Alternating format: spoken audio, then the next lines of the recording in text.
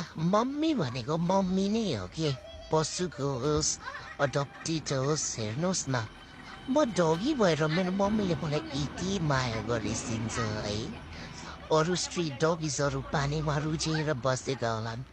म मेरो मामुसित यसरी मामाको काखमा बसेको छु म आफूलाई कति भाग्यमानी मान्छु त्यसको लागि मेरो प्रभुलाई धेरै धन्यवाद छ र मेरो मम्मुलाई पनि धेरै धन्यवाद छु के हो मामु ओहो म्याङ्गो रहेछ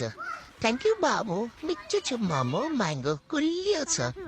मोमो म आज एउटा कुरो भन्छु म हजुरलाई धेरै धन्यवाद छ भाइ